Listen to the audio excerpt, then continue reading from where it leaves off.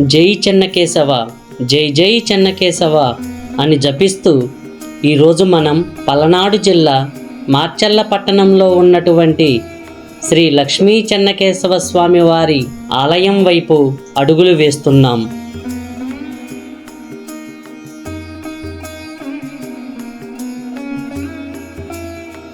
ఇది సాధారణమైన ఆలయం కాదు. ఇది దశాబ్దాల చరిత్రను మోసుకొని నిలిచిన పలనాడులోనే అత్యంత పురాతనమైన దేవాలయం. చరిత్ర చెప్తుంది పలనాటి బ్రహ్మనాయుడు గారు ఈ ఆలయాన్ని నిర్మించారని. ఆయన కాలంలో దేవాలయాలు కేవలం ఆరాధనకే కాకుండా ప్రజల ఏకత్వానికి, సంస్కృతికి, ధర్మానికి కేంద్రాలుగా ఉండేవి. శ్రీ లక్ష్మీ చెన్నకేశవ స్వామి అంటే ఆ మహావిష్ణు యొక్క రూపం. ఆయనతో పాటు ఆరాధించబడే లక్ష్మీదేవి భక్తుల కష్టాలను తొలగించి ఆయురారోగ్యాలు ప్రసాదిస్తారని విశ్వాసం.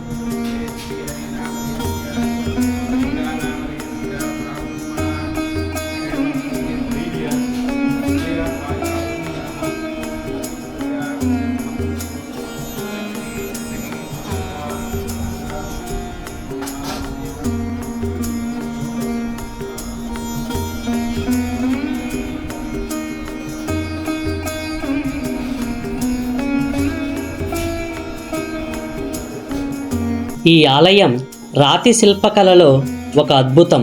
గర్భగృహం నుండి గోపురం వరకు ప్రతి అంగుళం కళాత్మకంగా నిర్మించబడింది. ఆలయంలో పెద్దవాళ్ళు పులి మేక ఆటలు ఆడినట్టుగా కూడా చరిత్రలు చెబుతున్నాయి.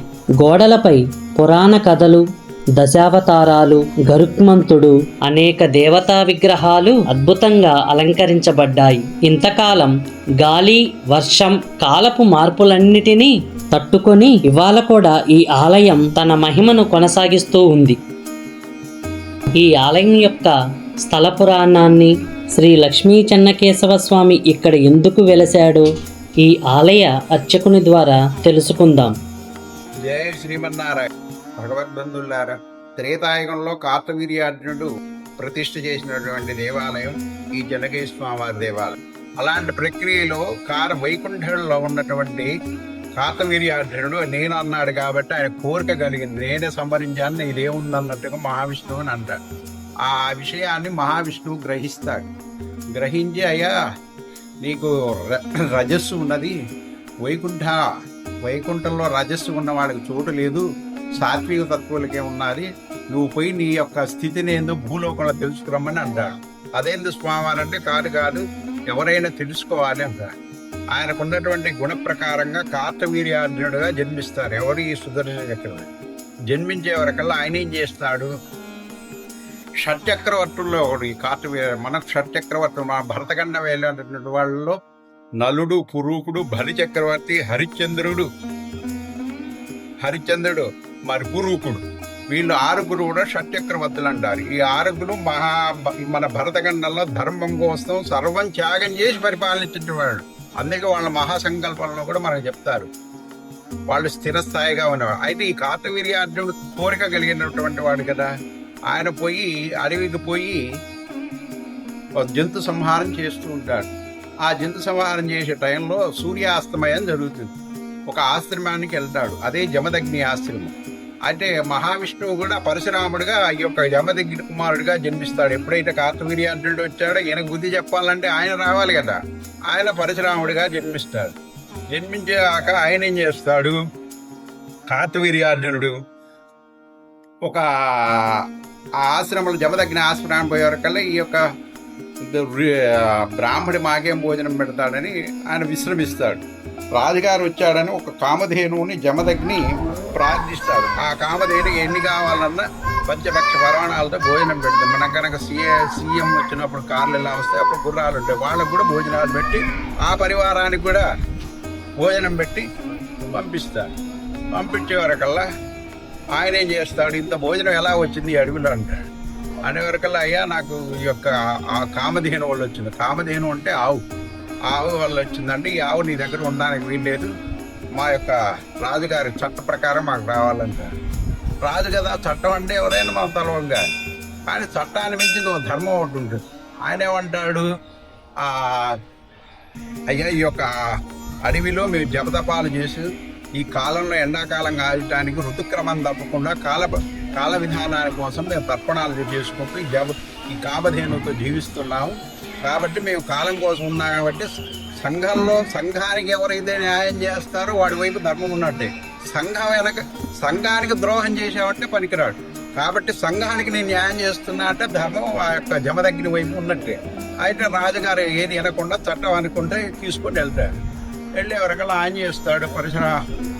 పరశురాముడు ఆశ్రమానికి వస్తాడు తండ్రి దగ్గర.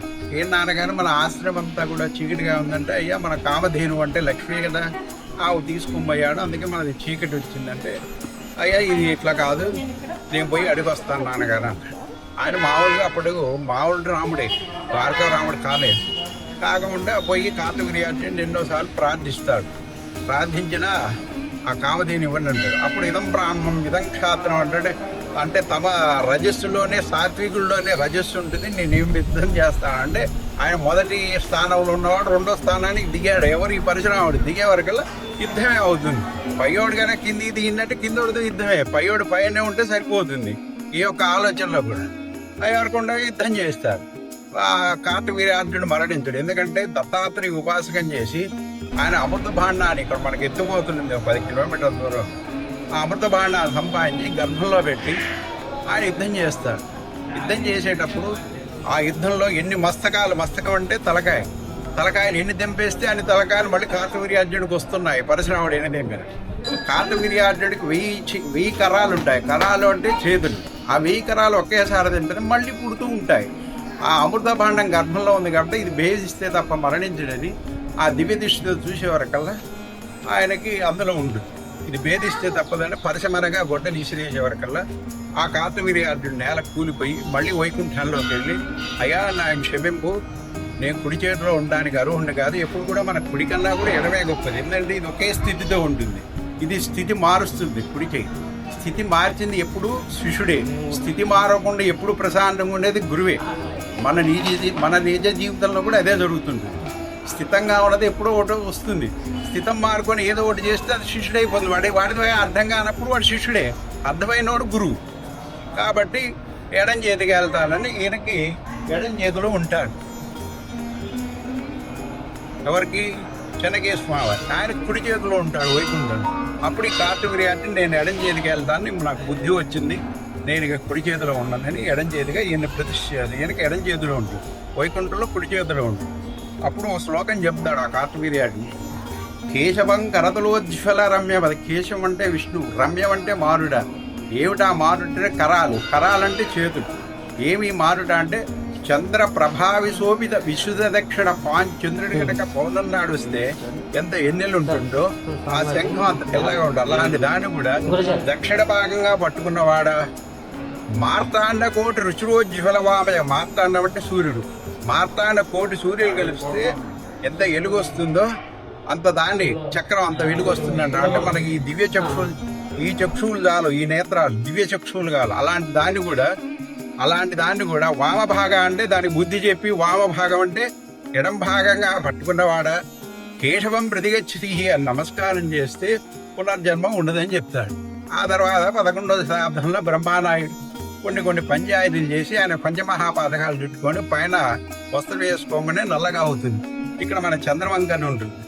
అక్కడ స్నానం చేస్తే ఆయనకు తన నల్ల వస్త్రం పోయి తెల్ల వస్త్రం అయితే అక్కడ పడుకుంటే ఈ స్వామివారు ఆయన కల్లో కనబడి, ఫలాని దగ్గర ఉన్నాను నేను, నన్ను పునరుద్ధరించమంటే అప్పుడు ఈ బ్రహ్మనాయుడు ఇది రామాయణం, అది భారతం, ఇది భాగవతం, 10 అవతారాలు 4 స్కందాలు చెక్కించి ఇక్కడ కులమతాలు లేకుండా భోజనం పెట్టి విశిష్ట అద్వైతానికన్నా భిన్నత్వంలో ఏకత్వం అని చెప్పేసి, భిన్నత్వంలో ఏకత్వం అయితేనే సొసైటీ నిలుస్తుంది, ఏకత్వంలో భిన్నత్వం అయితే నిలవదని ఆ విశిష్టాద్వైతం బ్రహ్మనాయుడు ఆ రోజుల్లోనే సమానత్వాన్ని సాటించాడు.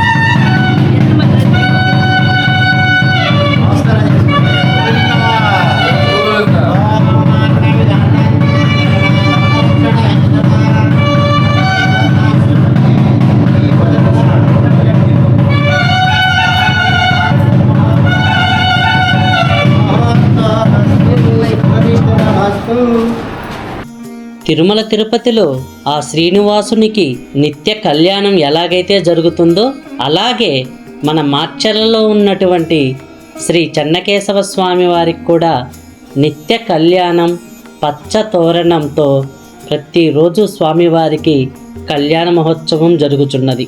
ప్రతిరోజు వేలాది భక్తులు స్వామివారి కళ్యాణం చూడటానికి తరలి వస్తున్నారు.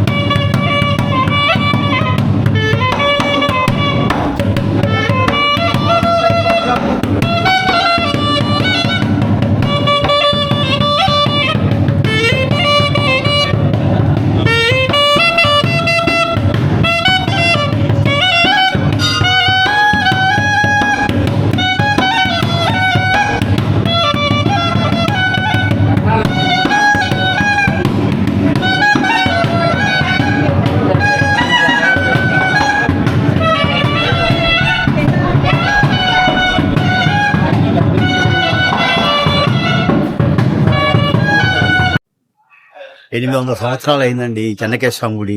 శీలం బ్రహ్మనాయుడు గారు అప్పుడు ఇది బాగా పేరు ప్రఖ్యాతులు కలిగింది. మేము మా చిన్నప్పటి నుంచి మా తాత ముత్తాతల నుంచి ఈ గుడిలో ఇది చేసాం. మేము ఇప్పుడు 68 ఏళ్ళు అప్పటి నుంచి ఈ గుడికి రావడం పోవడం, తిరణాలు కానీ ఉత్సవాలు కానీ ఏదైనా ఆయన ఇది చేస్తారు.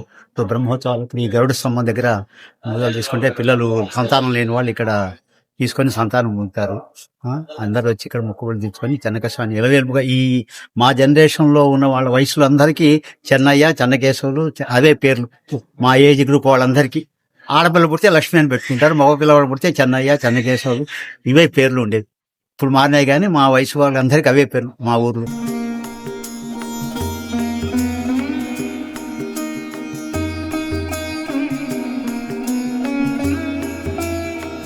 జై శ్రీ లక్ష్మీ చెన్నకేశవ స్వామినే నమః. ఇక్కడ శ్రీ లక్ష్మీ చెన్నకేశవ స్వామి వారి దేవస్థానము త్రేతాయుగంలో కార్తవీర్యార్జునుడు ప్రతిష్ఠ చేసినటువంటి దేవాలయం ఇది. పునఃప్రతిష్ఠ బ్రహ్మనాయుడు 11వ శతాబ్దంలో పునర్నిర్మాణం చేశారు. ఇక్కడ డైలీ 30 ఏళ్ల నుంచి నిత్యం కళ్యాణ మహోత్సవం కార్యక్రమం జరుగుతుంది. కళ్యాణ మహోత్సవం కాగానే నిత్య అన్నదాన కార్యక్రమం కూడా జరుగుతుంది. నిత్యం కళ్యాణం భక్తులు ఇప్పుడు ఎందుకని పెట్టారంటే ఇది కళ్యాణం కాగానే మనం భోజనాలు చేయాలి, చేతులు గడిగించాలనే ఉద్దేశంతో ఈ కార్యక్రమం నిర్వహించడం అయింది. నిత్యం కూడా ఇక్కడ కళ్యాణ దాతలు, పేదవాళ్ళు మొత్తం ఒక 30-40 మంది రోజు భోజనాలు చేస్తారు. స్వస్తి.